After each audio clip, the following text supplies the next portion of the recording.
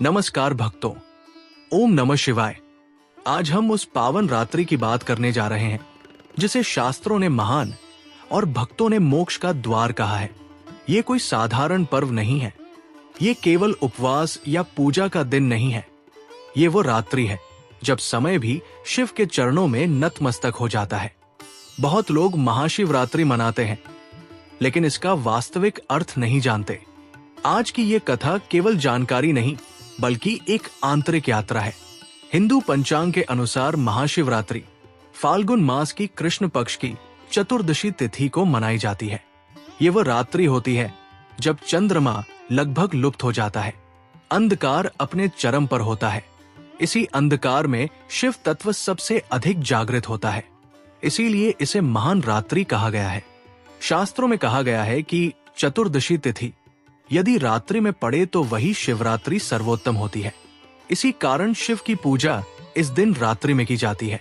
साल 2026 में महाशिवरात्रि भारत में रविवार और सोमवार के बीच की पावन रात्रि में मनाई जाएगी। 15 फरवरी 2026 रात से 16 फरवरी 2026 सुबह तक मुख्य पूजा और रात भर जागरण का समय यही माना जाता है। सबसे पवित्र समय निशीता काल, ये लगभग रात 12 बजे से 1 बजे तक के बीच माना जाता है। शास्त्रों के अनुसार इसी समय शिव की पूजा, अभिषेक और मंत्र जाप का फल सबसे अधिक होता है। पूजा के 4 पहर। भक्तों, ये 4 चरण हैं जिनमें पूजा और जागरण का विधान सबसे श्रेष्ठ माना गया है। पहला पहर शाम 6 बजे से 9 बजे तक। दूसरा पहर रात 9 बजे से 12:30 बजे तक। तीसरा पहर रात 12:30 बजे से 3:30 बजे तक। चौथा पहर सुबह 3:30 बजे से 7 बजे तक। ध्यान रखें कि ये समय स्थान और पंचांग के अनुसार थोड़ा आगे पीछे हो सकते हैं, लेकिन यही वे 4 चरण हैं जिनमें शिव की पूजा को सर्वोत्तम फलदायी माना गया है। महाशिवरात्रि मनाने के पीछे कई दिव्य कारण बताए गए हैं। सबसे पहली मान्यता के अनुसार इसी दिन भगवान शिव और माता पार्वती का विवाह हुआ था। ये केवल विवाह नहीं बल्कि चेतना और ऊर्जा का मिलन था। इसी मिलन से सृष्टि का संतुलन बना। इसी कारण ये रात्रि गृहस्थ जीवन के लिए अत्यंत शुभ मानी जाती है। दूसरी मान्यता और भी गूढ़ है। कहा जाता है कि इसी रात्रि भगवान शिव शिवलिंग रूप में प्रकट हुए। जब ब्रह्मा और विष्णु के बीच श्रेष्ठता का विवाद हुआ, तब एक अनंत अग्नि स्तंभ प्रकट हुआ। उस स्तंभ का न आदि था और न अंत। ब्रह्मा ऊपर गए और विष्णु नीचे गए, लेकिन किसी को उसका छोर नहीं मिला। तभी शिव प्रकट हुए और स्वयं को अनंत सत्य बताया। उसी अनंत प्रकाश के प्रतीक रूप में शिवलिंग की पूजा आरंभ हुई। तीसरी मान्यता योगियों के लिए सबसे महत्वपूर्ण मानी जाती है। कहा जाता है कि महाशिवरात्रि की रात्रि भगवान शिव गहन समाधि में लीन रहते हैं। इस रात्रि पृथ्वी पर ऊर्जा ऊर्ध्वगामी होती है, इसीलिए ध्यान, योग और मंत्र जप कई गुना फल देते हैं। जो भक्त इस रात्रि शिव में पूर्ण रूप से लीन हो जाता है, उसके जन्मों के बंधन कट जाते हैं। महाशिवरात्रि की रात्रि को 4 पहरों में बांटा गया है। ये चारों पहर मानव जीवन की 4 अवस्थाओं का प्रतीक है। पहला पहर अज्ञान और प्रारंभिक अवस्था का संकेत देता है। इस पहर की पूजा पाप, अहंकार और भूलों के त्याग का प्रतीक होती है। दूसरा पहर जीवन के संघर्ष और परीक्षा का प्रतीक माना जाता है। इस समय धैर्य और श्रद्धा सबसे अधिक आवश्यक होती है। तीसरा पहर रात्रि का सबसे गहन समय होता है। ये वो अवस्था है जब व्यक्ति भीतर से टूटकर सत्य की खोज करता है। इस पहर की भक्ति सबसे कठिन और सबसे शक्तिशाली मानी जाती है। चौथा पहर अंधकार के बाद प्रकाश का संकेत देता है। ये मोक्ष, ज्ञान और नए जीवन का प्रतीक होता है। इस पहर की पूजा जीवन में नई दिशा और शांति प्रदान करती है। महाशिवरात्रि की ये दिव्य प्रक्रिया साधारण मनुष्य को भी असाधारण बना सकती है। शिव केवल पूजा से नहीं, बल्कि सच्ची श्रद्धा से प्रसन्न होते हैं। जो भक्त इस रात्रि जागरण करता है, वो स्वयं को शिव के समीप पाता है। महाशिवरात्रि केवल एक पर्व नहीं, बल्कि आत्मा के जागरण की रात्रि है। जब महाशिवरात्रि की रात्रि अपने मध्य चरण में प्रवेश करती है, तब ये केवल पूजा की रात्रि नहीं रहती, ये बन जाती है परीक्षा की रात्रि। शास्त्र कहते हैं कि इस रात्रि शिव हर भक्त को वही देते हैं जिसके वो वास्तव में अधिकारी होते हैं। अब प्रश्न उठता है कि शिव किस भक्त से सबसे जल्दी प्रसन्न होते हैं। उत्तर बहुत सरल है, लेकिन अहंकार के कारण मनुष्य उसे समझ नहीं पाता। शिव को धन नहीं चाहिए, शिव को सोना नहीं चाहिए, शिव को भव्य मंदिर नहीं चाहिए, शिव को चाहिए सच्चा भाव। इसीलिए उन्हें भोलेनाथ कहा गया है। जो भक्त इस रात्रि केवल दिखावे के लिए जागता है, उसे कुछ नहीं मिलता। लेकिन जो भक्त थके शरीर और भारी आंखों के बावजूद ओम नमः शिवाय नहीं छोड़ता, शिव स्वयं उसकी रक्षा करते हैं। अब बात आती है महाशिवरात्रि के उपवास की। महाशिवरात्रि का उपवास शरीर को कष्ट देने के लिए नहीं है, ये इंद्रियों को शांत करने के लिए होता है। यदि आप पूर्ण उपवास कर सकते हैं तो ये श्रेष्ठ है। यदि नहीं कर सकते तो फलाहार या दूध से भी शिव प्रसन्न होते हैं। शिव ने कभी भूखे रहने को नहीं कहा, शिव ने अहंकार छोड़ने को कहा। महाशिवरात्रि के दिन क्रोध और कटु वचन पूजा का फल नष्ट कर देते हैं। इस दिन किसी का दिल दुखाना पूरी साधना को व्यर्थ कर देता है, क्योंकि शिव सबके भीतर निवास करते हैं। अब सबसे रहस्यमय प्रश्न उठता है, महाशिवरात्रि की रात्रि जागरण क्यों आवश्यक है? शिव पुराण कहता है कि इस रात्रि पृथ्वी की ऊर्जा ऊपर की ओर प्रवाहित होती है। साधारण दिनों में मनुष्य की ऊर्जा नीचे की ओर बहती है, लेकिन इस रात्रि प्रकृति स्वयं योग में होती है। जो भक्त सो जाता है वो इस दिव्य प्रवाह से वंचित रह जाता है, और जो जागता है वो अनजाने में शिव तत्व से जुड़ जाता है। इसीलिए योगी और तपस्वी इस रात्रि को महान अवसर मानते हैं। कहा जाता है कि एक महाशिवरात्रि की जागरण साधारण ध्यान के समान होती है। अब ध्यान से सुनिए। महाशिवरात्रि की रात्रि शिव सबसे बड़ा वरदान भय से मुक्ति देते हैं। जो भक्त शिव से जुड़ जाता है वो मृत्यु से नहीं डरता, वो भविष्य से नहीं डरता, वो अकेलेपन से नहीं डरता, क्योंकि उसे पता होता है कि शिव उसके साथ है। लेकिन इस रात्रि कुछ गलतियां शिव को अप्रसन्न कर देती हैं। महाशिवरात्रि के दिन शिवलिंग पर तुलसी नहीं चढ़ानी चाहिए। केतकी और हल्दी भी वर्जित मानी गई है। और सबसे बड़ी भूल पूजा के बाद तुरंत सो जाना है। पूजा के बाद शांत बैठकर शिव नाम का स्मरण आवश्यक है। अब एक गहरा रहस्य सुनिए। कहा जाता है कि महाशिवरात्रि की रात्रि हर शिव मंदिर में एक क्षण आता है। उस क्षण शिव पूर्ण रूप से जागृत होते हैं। उस समय की गई प्रार्थना कभी खाली नहीं जाती। लेकिन वो क्षण घड़ी से नहीं मापा जा सकता, वो क्षण भक्त के भाव से आता है। इसीलिए शिव पुराण कहता है कि जो शिव को हृदय से देख ले वो इसी जन्म में मुक्त हो जाता है। अब जो आप सुनने वाले हैं वो केवल कथा नहीं है, ये जीवन और मृत्यु के बीच का रहस्य है। शास्त्र कहते हैं कि महाशिवरात्रि की रात्रि केवल पूजा की नहीं होती, ये काल पर विजय की रात्रि होती है। इसीलिए इस रात्रि काल भैरव की आराधना का विशेष महत्व बताया गया है। भगवान शिव को महाकाल कहा जाता है क्योंकि वे समय के भी स्वामी हैं। जहां समय सबको नष्ट करता है, वही शिव समय को भी अपने अधीन रखते हैं। इसीलिए शिव के गले में सर्प है जो कालचक्र का प्रतीक है, और उनके मस्तक पर चंद्रमा है जो समय के ठहराव का संकेत देता है।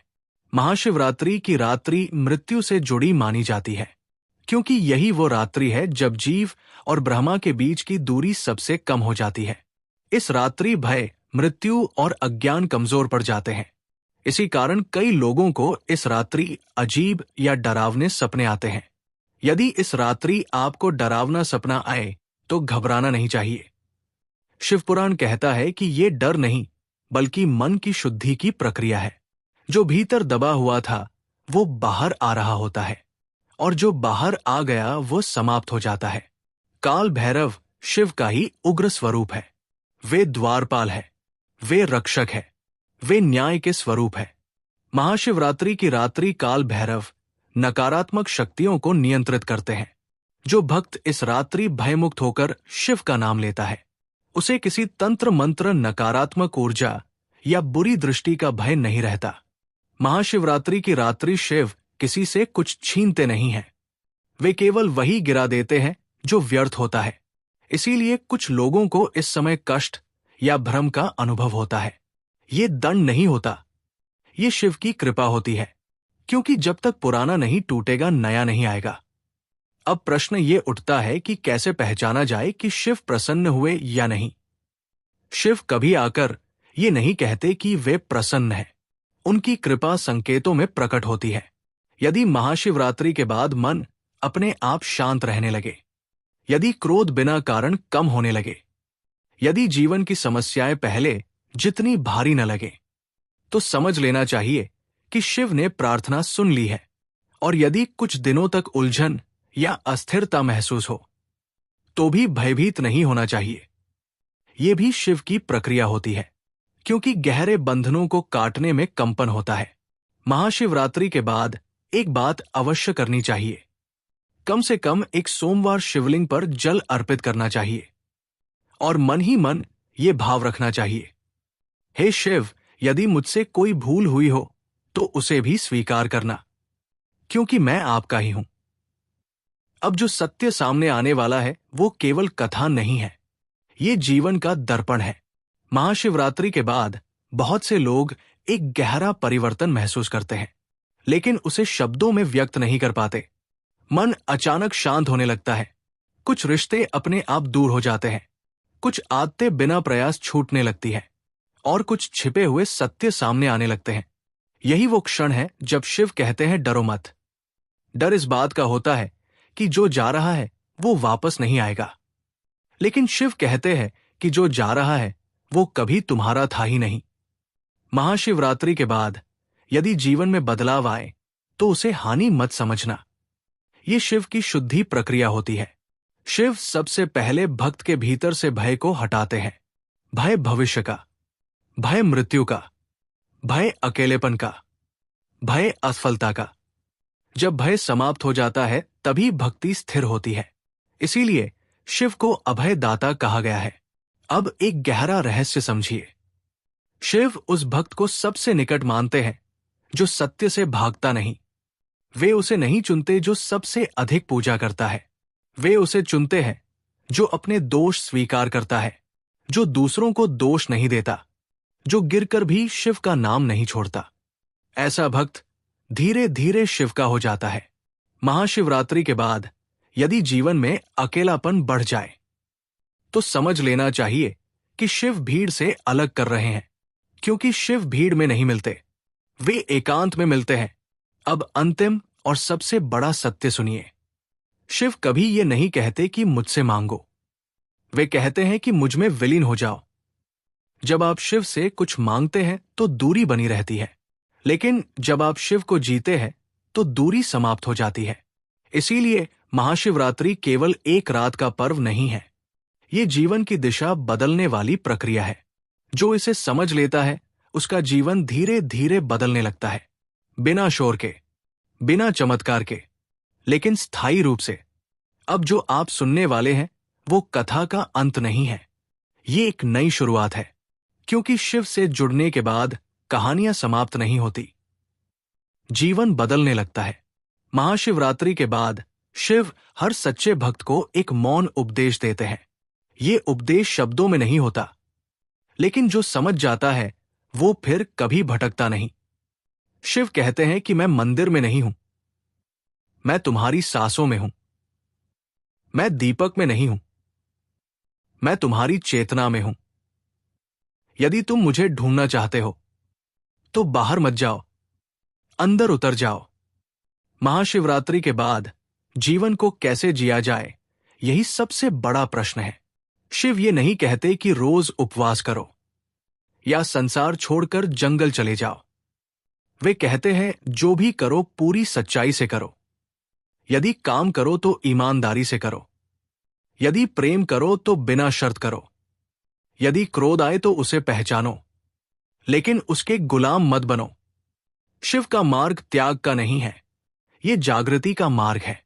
शिव कहते हैं जीवन से भागो मत, जीवन को देखो, जो दुख है उसे समझो, जो सुख है उससे बंधो मत। शिव की भक्ति का सबसे बड़ा चिन्ह ये होता है, आप बाहर से वही रहते हैं, लेकिन भीतर से पूरी तरह बदल जाते हैं। आपकी पहचान नहीं बदलती, आपकी प्रतिक्रिया बदल जाती है। जहां पहले क्रोध था, वहां अब मौन आ जाता है। जहां पहले भय था, वहां अब भरोसा जन्म लेता है।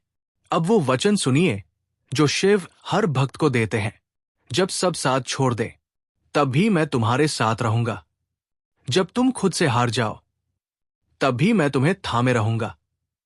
बस एक बात याद रखना, खुद को कभी छोटा मत समझना, क्योंकि तुम मेरे ही अंश हो। यही कारण है कि शिव को भोलेनाथ कहा जाता है। वे मांग नहीं देखते, वे भाव देखते हैं। वे शब्द नहीं सुनते, वे मौन भी पढ़ लेते हैं। इस कथा का कोई औपचारिक अंत नहीं है, क्योंकि यदि तुमने इसे ध्यान से सुना है और यदि एक क्षण के लिए भी शांति महसूस की है, तो समझ लेना, शिव ने तुम्हें यहां तक स्वयं पहुंचाया है। महाशिवरात्रि को केवल एक दिन मत मानना। जब भी मन भारी हो, जब भी जीवन उलझ जाए, बस इतना कहना, हे शिव मैं हूं, बाकी सब वे स्वयं संभालेंगे। ओम नमः शिवाय। भक्तों, यदि इस कथा ने आपके हृदय को छुआ है, यदि शिव का नाम सुनकर आपका मन एक क्षण के लिए भी शांत हुआ है, तो समझ लीजिए ये वीडियो आपको यूं ही नहीं मिला। मां पार्वती की कृपा से और महादेव की इच्छा से आप यहां तक पहुंचे हैं। इसलिए जाते जाते एक छोटा सा निवेदन है, यदि आप चाहते हैं कि ऐसी ही शिव कथाएं, ऐसे ही गूढ़ रहस्य और ऐसी ही शांति आपके जीवन में आती रहें, तो अभी लाइक कर दीजिए, ताकि ये संदेश और भक्तों तक पहुंच सके। और यदि आप सच में शिव के मार्ग पर चलना चाहते हैं, तो चैनल को सब्सक्राइब कर लीजिए, क्योंकि आगे आने वाली कथाएं आपको और भीतर तक ले जाएंगी। कमेंट में ओम नमः शिवाय लिख दीजिए। ये केवल शब्द नहीं, ये आपकी श्रद्धा का प्रमाण है। शिव सब पढ़ते हैं, शिव सब जानते हैं,